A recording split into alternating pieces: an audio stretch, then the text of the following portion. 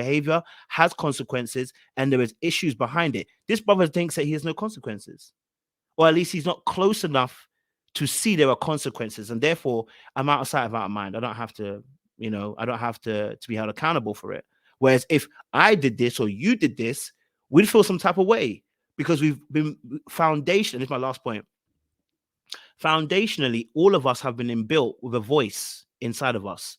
Your father's instilled it into you, or your mother instilled it into you, or the community around you instilled it into you and told you when you do something, there is a consequence for your behavior, good or bad. That's your foundational voice. Not everyone has that foundational voice. So guess what happens? When you get older, there are other voices that come in that begin to teach you and begin to be part of your faith system. So now when you're getting older, like you were saying about seeing sex on TV, do you know what scared? That's what Ty said. I said, do you know why I was scared of unprotected sex? Because I had a voice in my head say, you know what? If you have unprotected sex, you can have a kid. And you have a kid, you come back to your parents, they're gonna beat you up. Now, that's me joking around about it, but I understood there's a consequence. It's going to be embarrassing. C-Perk said it. He said, I can't go to my family and tell them this situation about this because you respect the family, because you've been taught to respect the family. A lot of guys do not have this inbuilt voice. They don't respect the family because they've never been taught to respect the family. Therefore, it's very difficult to be accountable for things because who's going to hold me? Who's going to check me, boo? I don't respect you, so you can't tell me what to do, and I don't care what you say. You don't like me?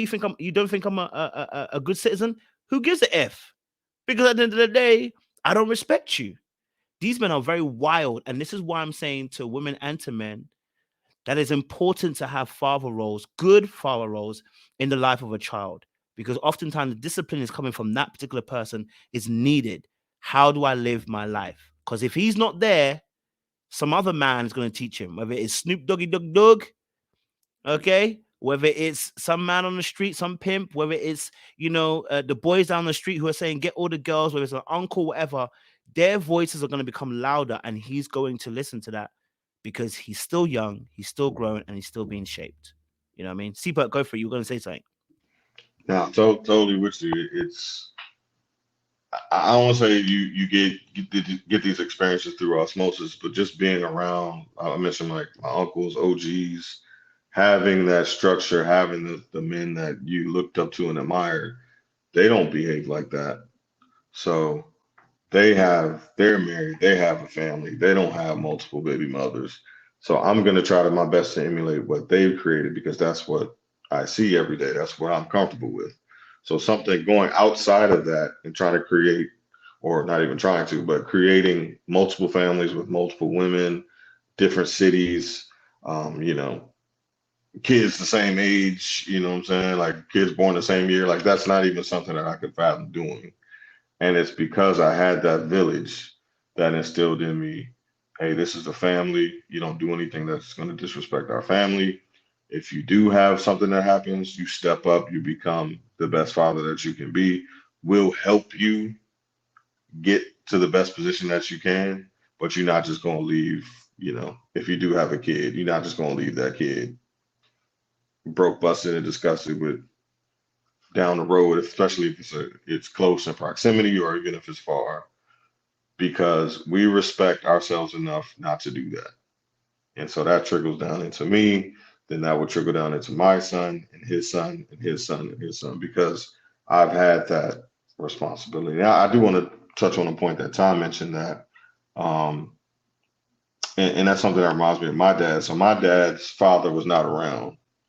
Um, and I think he mentioned that he maybe saw him the first like 4 or 5 years of his life in and out, you know, up and down. But then after that, he really didn't see him at all. So they struggled. My dad is from New York City, so they moved pretty much all across the five boroughs of the city. Um, I don't know anything about my grandfather other than his name, and I've seen a picture of him. I don't believe he's still alive. He could be. There's a high likelihood that he had other children. So they're cousins of mine and, you know, siblings of my dad that are possibly walking around with our last name or a different name that we don't know. But because of that experience that shaped him, he wanted to be the opposite of that. So he didn't want to keep that. He didn't want that legacy to continue. He didn't want to become a father and was not involved. He said, you know what, I'm gonna have a kid. Uh, my mom got pregnant before they were married. They ended up getting married, had my brother, then had me right after my brother. They created a family because he said, I'm not going to do that to my kids because that was done to me.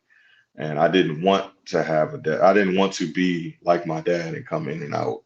So I took it upon myself to say, you know, if that happens to me, I'm gonna do the right thing, and I'm not going to be a absentee father. And I think a lot of men, like my dad, like Tyrone, that had that experience, they stop that, kind of generational curse that says, you know what, I'm gonna do what my dad didn't do. So I'm gonna step up, regardless of my relationship with the mother. I'm gonna be the best dad that I can be. So I just wanted to shout Ty out for that, and folks like my dad and guys that have had that experience, but instead of continuing that legacy of maybe not being there, chose to step up and be dads and be involved in their kids' lives. So shout out to y'all for that. Appreciate Superb, man. Whew, Chile, y'all be killing this conversation out here, man. This is good stuff, man.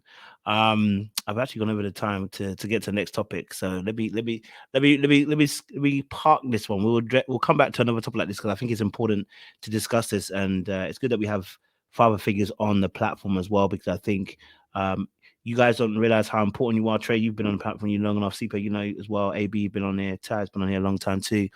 The ladies need to see stuff like this. I'm just gonna be honest with you. Okay. All right. And the guys too need to see this as well. All right. So, we know the guys are in there, but sometimes they don't comment. If you're a guy out there, listen, we're not offering any condemnation. What we're saying is if you're in a similar situation like this, as CPUT just ended perfectly, it's time to take a decision. You know what I mean? It's never too late. You know what I mean? To turn that boat around. So we're not offering condemnation. What we're offering is a hand to say, listen, hey, look at the situation. It's time to make a decision. That's what men do. That's what men do. They make a decision and say, hey, look, I don't want to see the same thing happen to my kids. I'm going to take a decision to be different. So it's important to make that decision, and to know that, listen, hey, it makes a difference. Your presence makes a difference. Your presence is influential, and your love can do a lot. So don't let that go.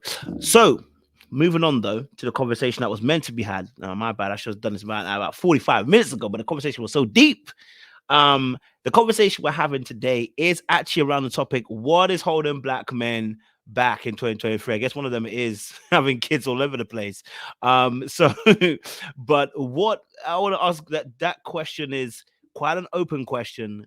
So I'm sure we'll have different viewpoints on this.